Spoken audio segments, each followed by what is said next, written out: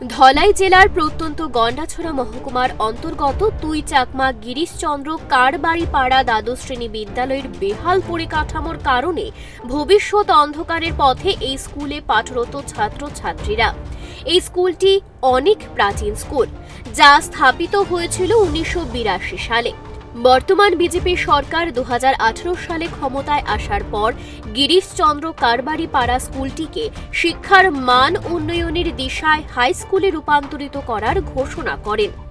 সেই ঘোষণাই রয়ে গেল, কেননা একটি দ্বাদশ শ্রেণী বিদ্যালয়ে শিক্ষার যে পরিকাঠামো দরকার তা থেকে সম্পূর্ণভাবে বঞ্চিত সেই গিরিশচন্দ্র পাড়া দ্বাদশ শ্রেণী বিদ্যালয়টি। উক্ত বিদ্যালয়টিতে মর্নিং এবং নুন সেকশন মিলে ছাত্রছাত্রীর সংখ্যা 477 জন, কিন্তু বিদ্যালয়টিতে প্রধান শিক্ষক সহ শিক্ষক শিক্ষিকার সংখ্যা মাত্র 9 জন। অবাক করার বিষয় যে 477 জন ছাত্রছাত্রীদের শিক্ষাদান কিভাবে সম্ভব সেই স্বল্প শিক্ষকদের দ্বারা। নেই ইংরেজি, পলিটিক্যাল সায়েন্স, ইতিহাস বিভাগের শিক্ষক, নেই বিদ্যুতের কোনো ব্যবস্থা, ক্লাসরুমের জানালা দরজাগুলি ভাঙা, ছাত্রছাত্রীদের বসার জন্য নেই পর্যাপ্ত বেঞ্চ, নেই ব্ল্যাকবোর্ড। বিদ্যালয়ের পরিকাঠামোর বেহাল দশা নিয়ে নবম শ্রেণীর এক ছাত্র সংবাদ মাধ্যমের সামনে তীব্র ক্ষোভ প্রকাশ করেন। আমাদের স্কুলে সবই অভাব এবং কারেন্টের এবং দরজা জানলা সব ভাঙা, এবং আমাদের বসার জন্য বেঞ্চি দেয় না এবং শিক্ষক এখানে নেয়। সাবজেক্ট মানে বাংলা, ইংরেজি, অঙ্ক এটার অভাব এখানে। আমাদের সাহেব যে শিক্ষা মাস্টার এখানে আমরা আমাদের সাহেব মানে শিক্ষা দপ্তর মানে আমরা জন্য প্রয়োজনীয় এটা লাগে আর কি ব্যবস্থা করুন। গিরিশচন্দ্র পাড়া দ্বাদশ শ্রেণীর বিদ্যালয়ের বেহাল দশা নিয়ে কুম্ভ নিদ্রায় শিক্ষা দপ্তর এবং স্থানীয় জনপ্রতিনিধিরা। দিনে রাতে গরু, ছাগল সহ অন্য পশু পাখিদের অবাধ বিচরণের মৃগয়া ক্ষেত্র হয়ে উঠেছে বিদ্যালয়ের ক্লাসরুমগুলি।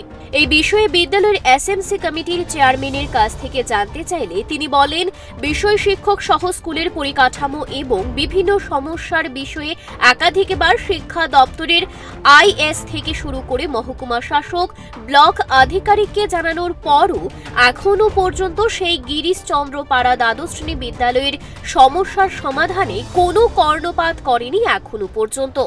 তাছাড়া বিদ্যালয়ের ক্লাসরুমগুলি প্রায় নড়ে ভরে, নেই বাউন্ডারি ওয়াল, কচিকাঁচা শিশুরা হাতে ঝাড়ু নিয়ে স্কুল পরিষ্কার করে, মিড ডে মিল খাওয়ারে নেই কোনো রোগ। সকমা স্কুলের এই গিরিশচন্দ্র কারবাড়িপাড়া এসএমসি চেয়ারম্যান।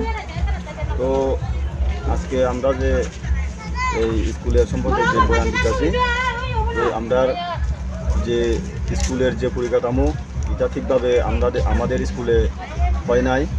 তো আমাদের স্কুলের সমস্যা, তারপরে ওই যে সাবজেক্ট টিচার, এবং কি আমাদের যে স্কুলের বাউন্ডারি হওয়ার কথা কিন্তু এখনও হয় নাই। কিন্তু অলরেডি আমরা বিডিওর কাছে অলরেডি প্রপোজাল দিছি, কিন্তু এখনও এটা ঠিকভাবে হয়নি, এখনও সারা পায়নি। তো আমাদের স্কুলের যে চতুর্দিকের যে স্কুল রুমগুলো আছে এটিও সব ভাঙ্গা সাঙ্গা পড়ে আছে। তো আমরা অনেকবার এই এসডিএম স্যারের কাছে বা আইএসের কাছে গিয়েও আমরা কোনো